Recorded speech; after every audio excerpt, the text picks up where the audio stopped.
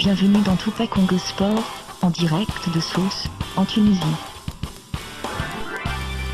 Exclusivité Tupac Congo Sport, grâce à Sharif Mavinga, notre correspondant permanent en Tunisie.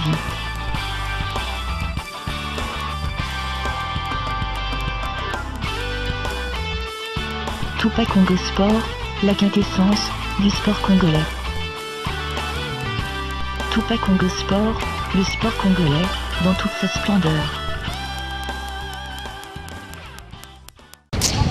Allez, voilà, nous sommes à quelques heures, je vais dire 72 heures de cette rencontre Espérance TP Mazembe, rencontre comptant pour la phase retour de cette demi-finale de la Champions League. Rappelez-vous, au match aller, 0 but partout, et ce samedi, ici au stade de Radès à Tunis, va se jouer cette deuxième manche, j'allais dire, match très décisif. Nous sommes là donc devant cet hôtel, vous le voyez si bien, Golden Tulip, ici en plein Tunis, et c'est dans cet hôtel qu'est logé les tout-puissants Mazembe. Tous les staffs du tout-puissant Mazembe est logé ici.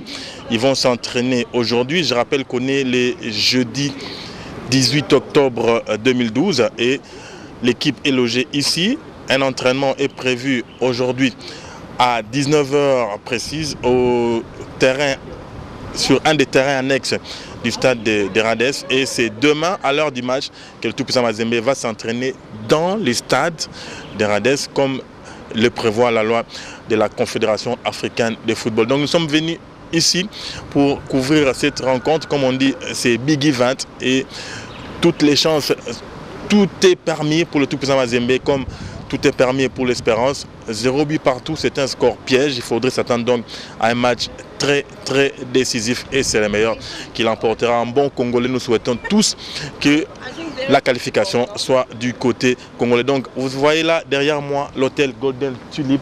Les quartiers s'appellent Gamat, c'est dans les quartiers Gamat, un peu comme à ma campagne à Kinshasa. Voilà, et donc c'est ici qu'est logé le tout-puissant Mazembe. Dans quelques heures, il est exactement 16h30, à 19h. À 18h, l'équipe va quitter cet hôtel pour se diriger vers le terrain annexe du stade Radès, qui se trouve à combien de kilomètres, combien de mètres, pas très loin d'ici, très loin d'ici.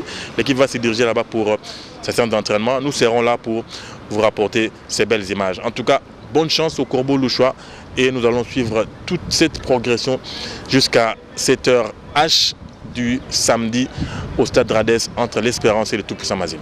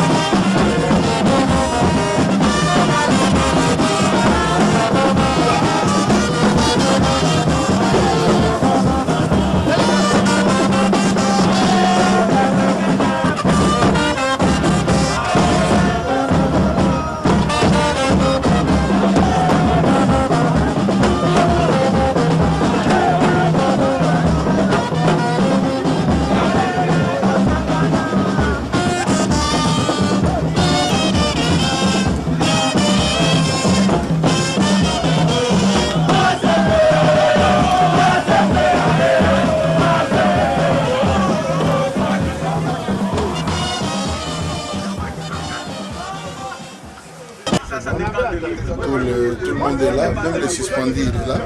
Je crois que le moral est bon, il n'y a que nos entraîneurs de nous fixer la composition. Merci. Contracté.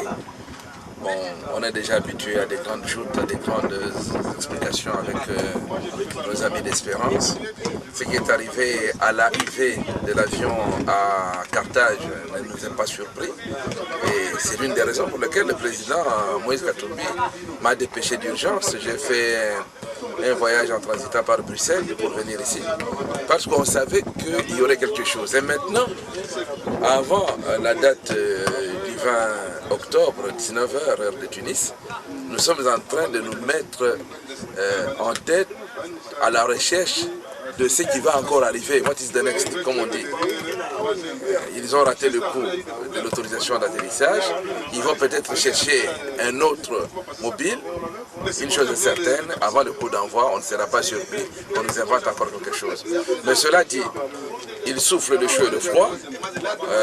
On fait retarder l'arrivée de l'avion, mais entre-temps, quand l'avion finalement arrive, ils s'efforcent pour obtenir toutes les autorisations. Ils accueillent l'équipe convenablement. On nous loge sans problème, on nous facilite tout. Est-ce que cela va durer? Nous sommes un peu sceptiques, mais nous croyons, puisque jusque-là, ça se passe bien. Bon, pour les acteurs, c'est l'essentiel, c'est là-bas. Ils sont sereins. Ce n'est pas la première fois que nous faisons un nul chez nous et que nous arrachons la qualification à l'extérieur. On l'a fait plus d'une fois. Rappelez-vous, à 2 reprises, on s'est qualifié pour la phase de groupe en éliminant les Marocains chez eux. On s'est qualifié une fois en éliminant Orlando Pirates chez lui. Donc, on a l'habitude de ces grandes compétitions. Et là, ce n'est pas une victoire. On a tout simplement montré qu'il y avait une erreur quelque part. Et c'est tout à fait normal que la CAF puisse rectifier. Comment voulez-vous qu'on aligne des arbitres qui ont eu l'habitude de n'officier que les matchs d'Espérance? Bon, et puis, coïncidence peut-être malheureuse, le président de la commission des arbitres est de surcroît tunisien et de surcroît membre de l'Espérance. Alors, nous connaissons, M. Tarek sait très bien qu'on se connaît sur ce dossier-là. Alors, on ne pouvait pas accepter que même arbitre qui est officié déjà préalablement 2 rencontres d'Espérance, qui est officié une rencontre, notre dernière rencontre en phase de poule à Accra, et qui n'a pas été tendre avec nous, qui n'a pas respecté les règlements, qui a un peu faussé les résultats du match, cet arbitre soit encore là pour pouvoir officier. Là, on ne peut pas accepter, d'autant plus que nous avons peut-être réagi avec retard en acceptant que l'arbitre ivoirien puisse officier ce match-là, lui qui avait déjà officié 2 autres matchs d'Espérance à l'extérieur, un match d'Espérance en Tunisie, à Sousse, contre l'Étoile, et où il y a eu des problèmes. Et c'est cet arbitre-là qui est venu officier chez nous, qui nous a donné un carton rouge au stade militaire du Caire et qui nous donne encore un autre carton rouge chez nous à la maison.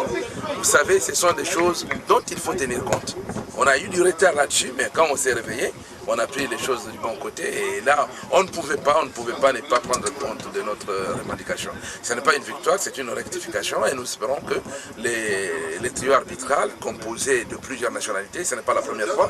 Souvenez-vous, au Soudan, on a gagné 5-2 contre Al Hilal, on avait toutes les nationalités et personne, aucun pays n'a donné de éléments. Il y avait un arbitre qui venait du Mali, un juge de touche qui venait du Maroc, un autre juge de touche qui venait, je crois, de l'Érythrée, un commissaire au match qui venait de l'Égypte.